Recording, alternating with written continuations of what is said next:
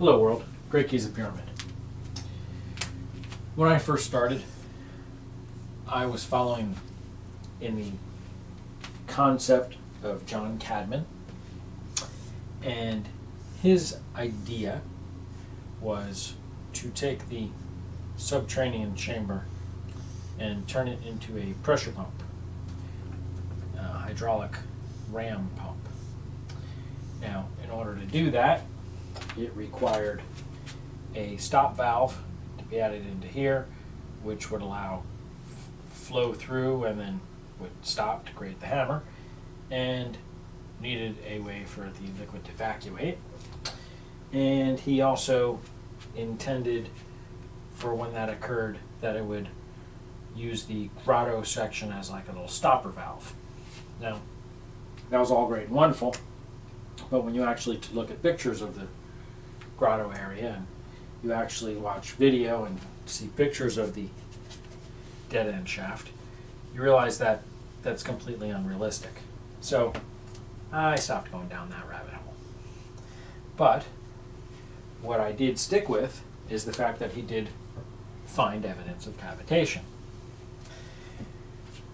What I found later is that the dead end shaft is actually ribbed, and it was thanks to a video by Bren Forrester, where he was down there on a day when the lights were out, and he took a sole light and shot it down the shaft, and you could easily see ribbing because there was one light source. It was easier to see.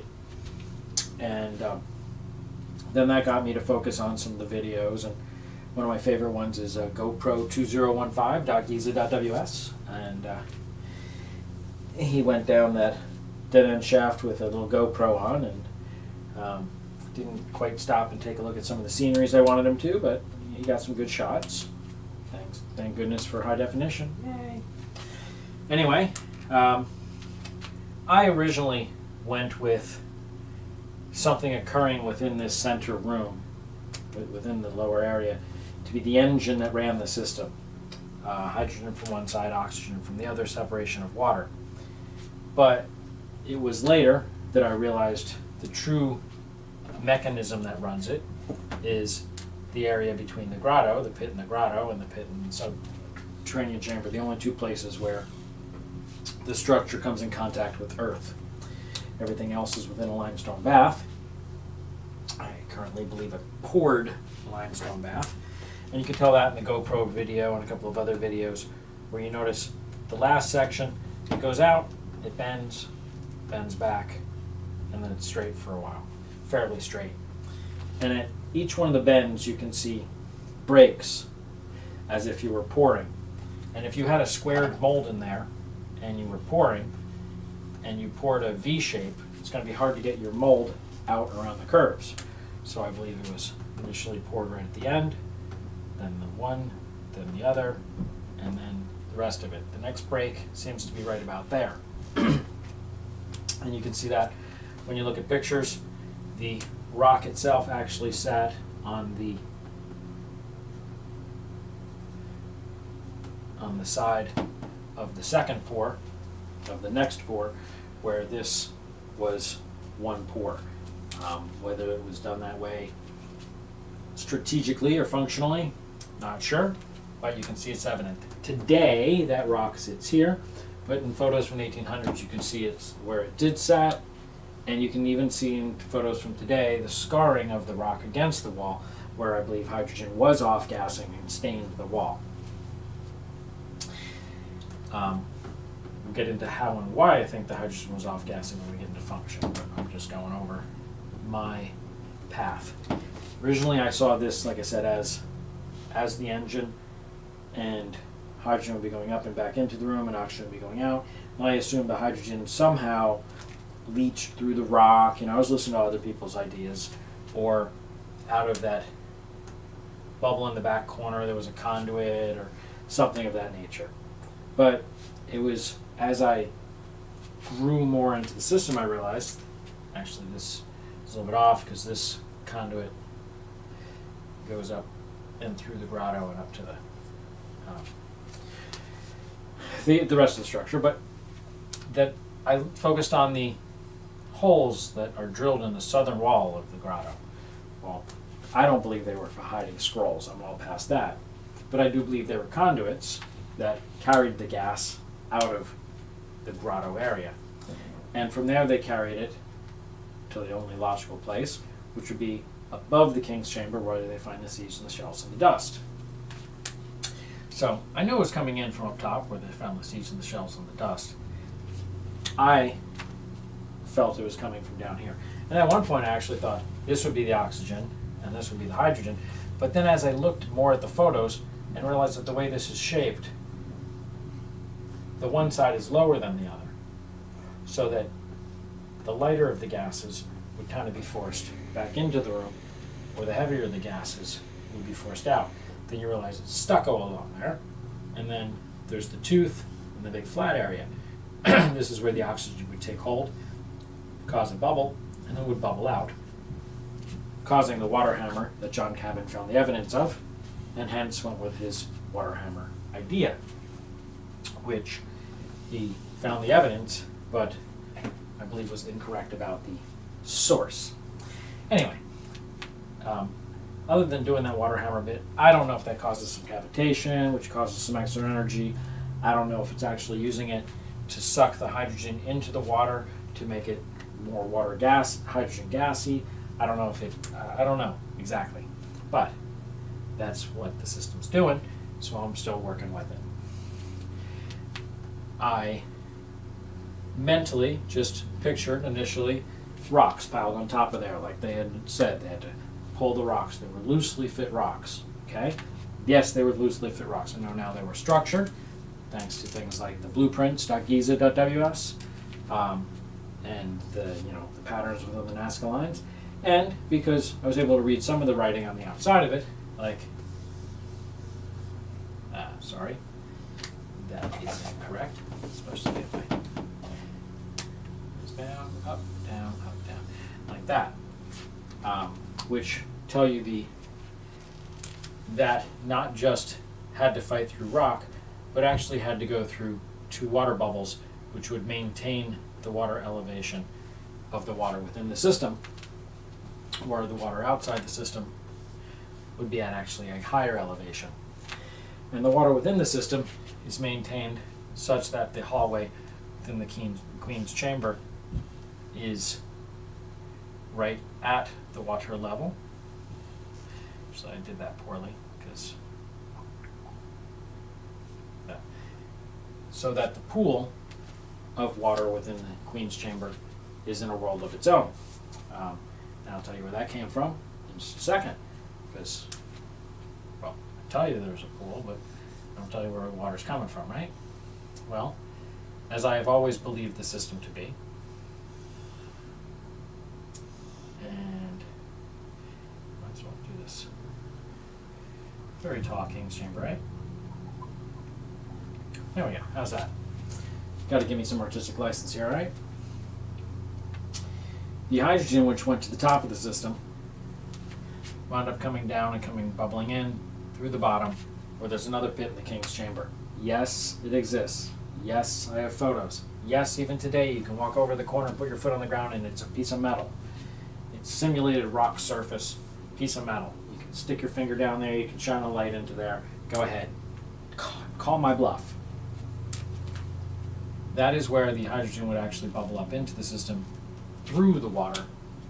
That would be your flashback arrestor. So the hydrogen went through and up to the top. Now this is not to scale because this is about the midway of the pyramid, but because I'm drawing it as I am, we're stretching it up, and again, you're dealing with my horrible artistic license. Remember that, keep that in mind. Let's put the levels of that there so it is a little bit more in scale, okay? There's only 5 of them, so merge them together. 5 of those, only 5. The hydrogen coming in would be joined with the oxygen, which would be coming in the only of the outlets that actually breach the surface of the structure. Breaches at about the 102nd course of elevation, with the whole structure being, I believe, 203 courses of elevation, so it's like right at the halfway point. This side, which comes out, well, let me expand on that.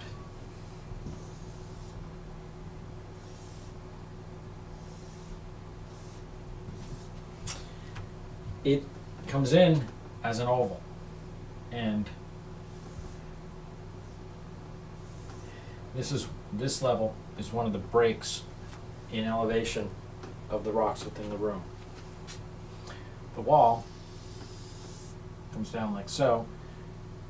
This is actually an inlet, a square,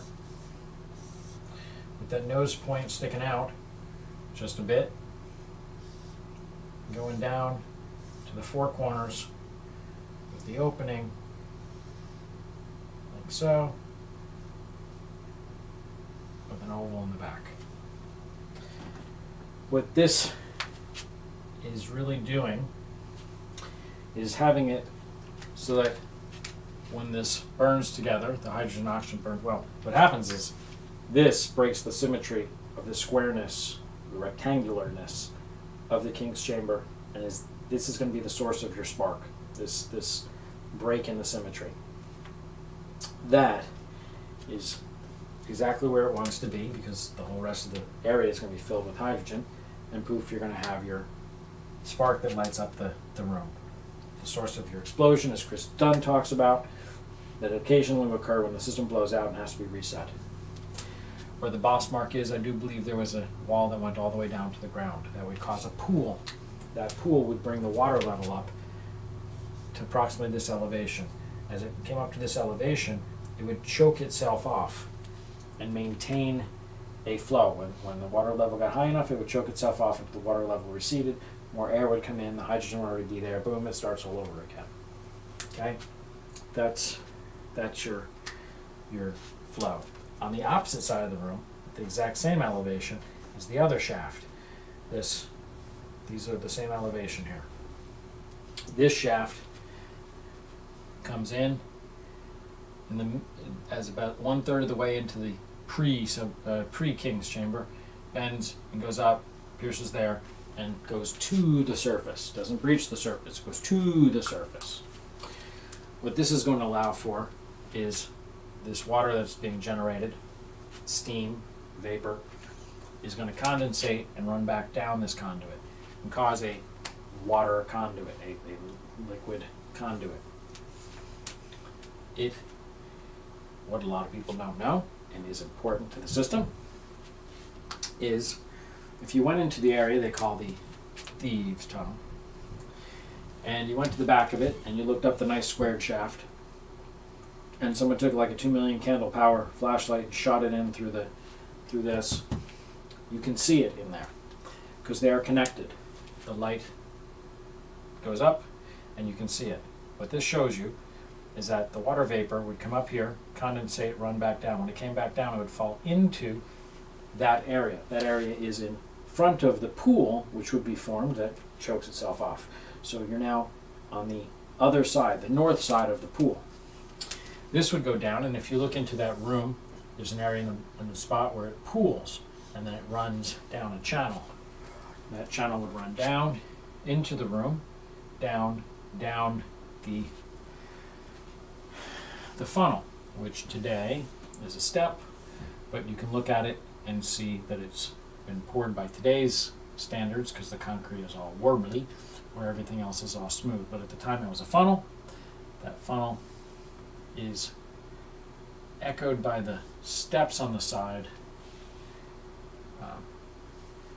Well, I'm a horrible artist, but those steps on the side that run down would make it so that this would come down at an elevation just below those, and that comes more into when you look at how static electricity likes to ride on the surface and stay within confined areas, that it kind of traps that static electricity within the conduit that runs down the structure.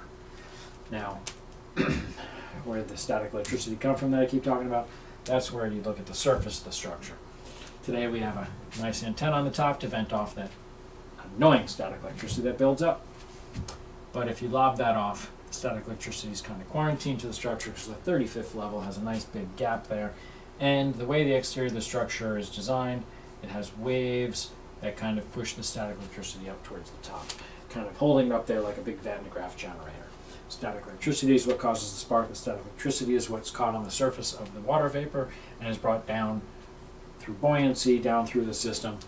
The way that the Senate structure is designed with its ceilings is so that the water vapor would go to the wall, fall, and then drip down. Every time water drips, it's pulling with it a tiny bit of static electricity down into the system, which would allow more to the upper part of the system, pulling it off the surface.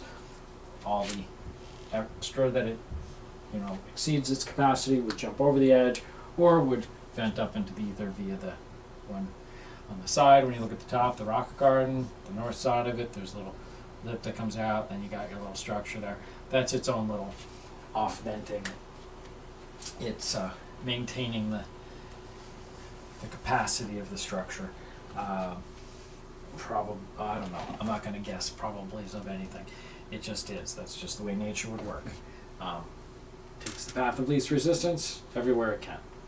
And what you focus on is all the gaps, the gap here, the larger gaps there, the gaps on the structures next to it, to see the pressure bubbles of the static electricity and how things were flowing between all the structures. But that's a different video. I'm focusing on my story through the Great Giza Pyramid and thus how far I am. Originally, I was focusing on maybe the water level being in the center area there and forcing it down, having to have gases. But the more I've looked at it and the more I've been paying attention, it does seem that it's below the water level of this. Now, I believe also the way the system is going to work with the condensation, that it's going to cause a lower pressure vacuum within the structure, and may actually, because the way the water is teeter-tottering on pressures, may actually raise the water level a little bit more. But this is why I want to model it, so that I can get some real, true, honest answers. But that is pretty much the flow of the system. When the water keeps filling here, it would spill down into the system and just keep repeating. It's pretty much a closed system. Off venting oxygen there, pulling oxygen in here. I do think that as the system grows, the abundance of nitrogen will come into play, and we may have some sort of a ammonia-water combination of some type. But again, this is where I'd like to model it, either in computer or real-life applications, and just see what will occur.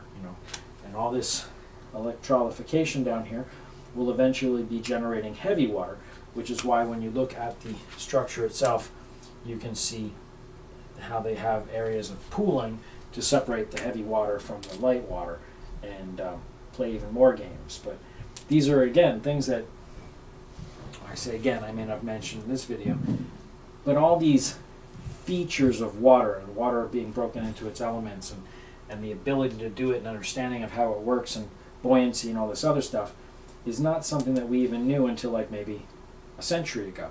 Heavy water was only discovered in 1940. That's not even 100 years ago yet. So the tomb stories have been around for well longer than our knowledge of to truly reverse engineer the structure. So it is, that is my justification for why people have been ingrained with this whole tomb thing. But I think it's long past its time, and when we really focus on what the structure was doing and the knowledge at the time that they had and how they applied it, I think we get a much better idea of our true history. Thank you. Thank you for viewing.